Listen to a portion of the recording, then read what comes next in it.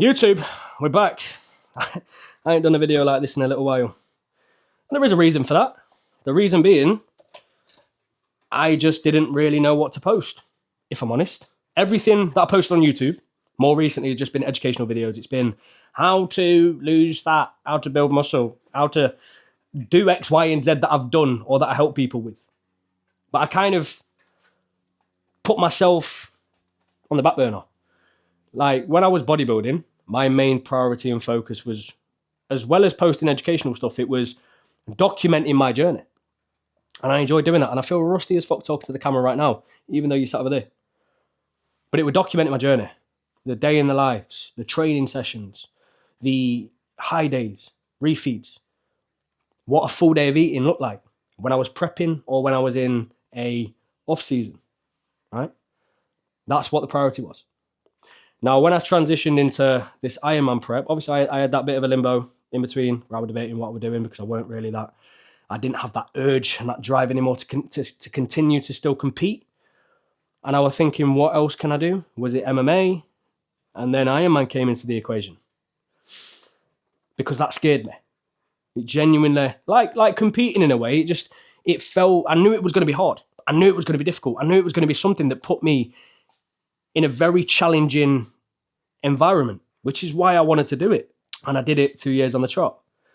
Now, if I had the genetic potential to do really well, I might have carried it on.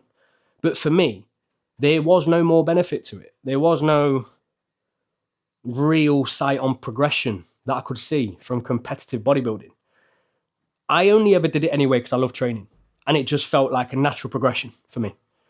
Now, when I've done it a couple of times, competed in 3 shows, I just thought to myself, well, I'm satisfied now. I'm content. I don't need to push anymore. I don't need to compete again. Because if I were to do it again, it just would be for external validation rather than that internal validation that I was more so pushing for when I first started. Now, Ironman prep, this is a whole new ball game.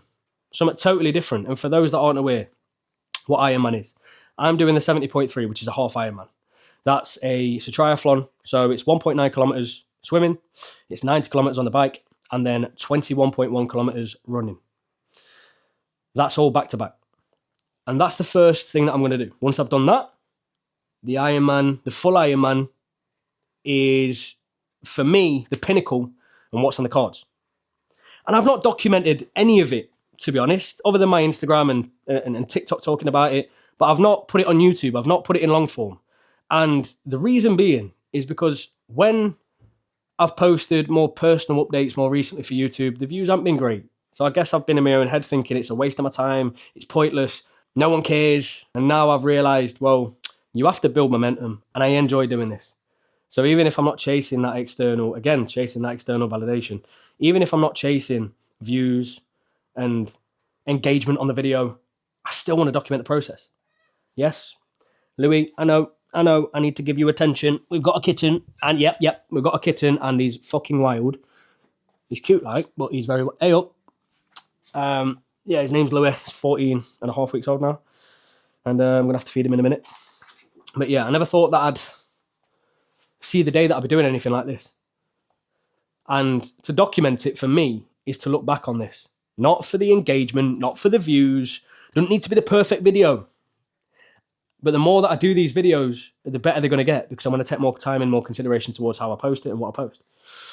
But to begin with, it's just about getting back into talking to the camera in a longer format. Sitting back, chilling, relaxing. It's like I'm talking to one of my boys. So whoever's watching this right now, you're basically one of my boys. But yeah, I'm loving this process so far. I did, hey, no scratching. No fucking scratching. Listen. Me and you will have a fallout.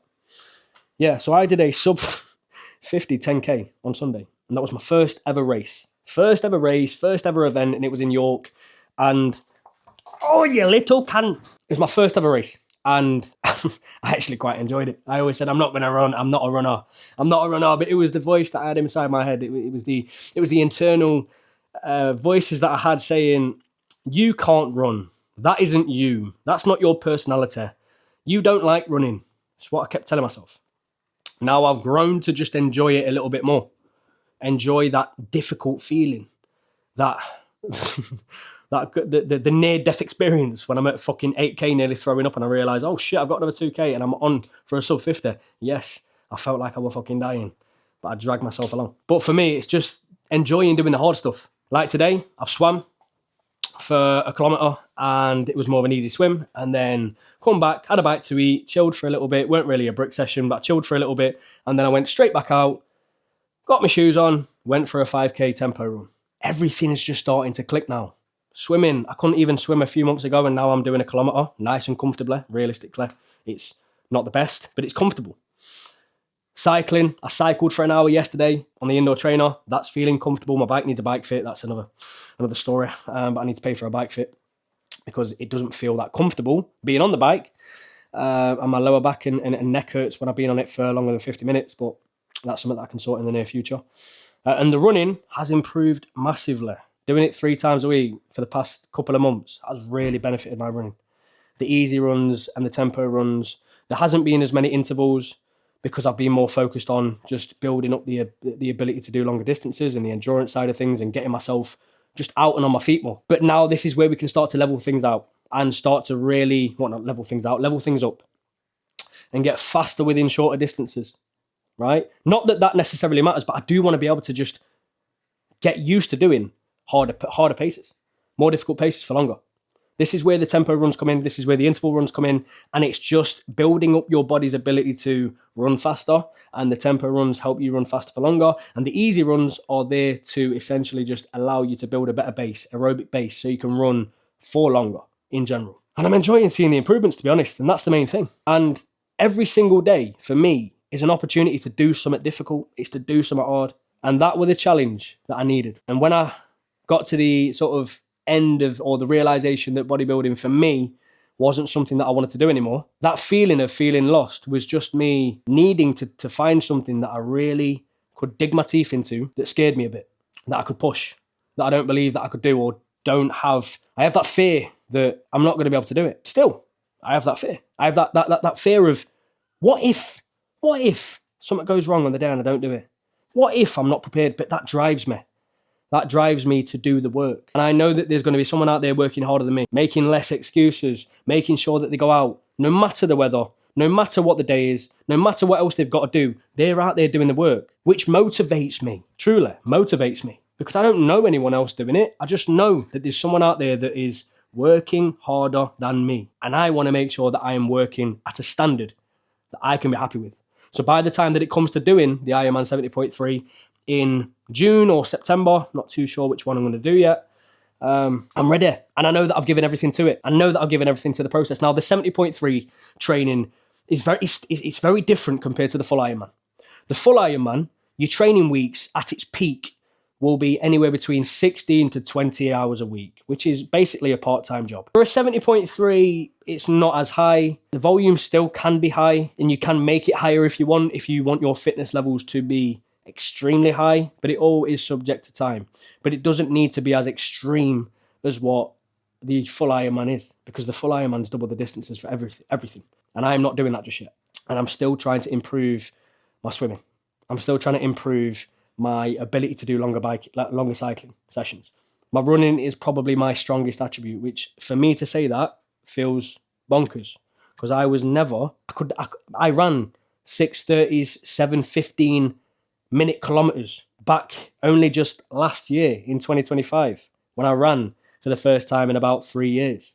I went out for a run because I was bored, and it was a 2 kilometer run, and I did it in like 15 minutes, which is fucking diabolical for me, my standards, and for someone who wasn't overweight. I just didn't have the ability to run. Anyway, I know this was a bit of a boring video, but it's just a bit of a reintroduction to me and to you, getting back on it with a recording and getting my shit together when it comes to documenting shit. Because realistically, I want to document this for me, not for anyone else. And if I get 3 views, I get 3 views. It is what it is. I'm hoping I get 4, but we'll see. Anyway, I'm going to feed the cat. I'm going to get off, do some work. And also as well, if you do want someone to do a shameless plug, if you do want to get in shape, I might not be a runner, I might not be a cyclist, and I might be shit at swimming, but I can help you get in shape. So if you want to inquire for coaching, I'll leave a little form in the bottom for you to fill out. And then, yeah, just drop an inquiry below and I'll get back to you with any of the details that you need to know about coaching and how it works and the pricing, the packaging. Because your boy needs to pay for these Ironman events and they're expensive. So if anyone wants to get in some serious shape and also contribute towards me paying for these Ironman events, that'd be fantastic. But yeah, other than that, that'll be it from me for this video. Like, subscribe and all that good stuff, and I'll catch you in the next one.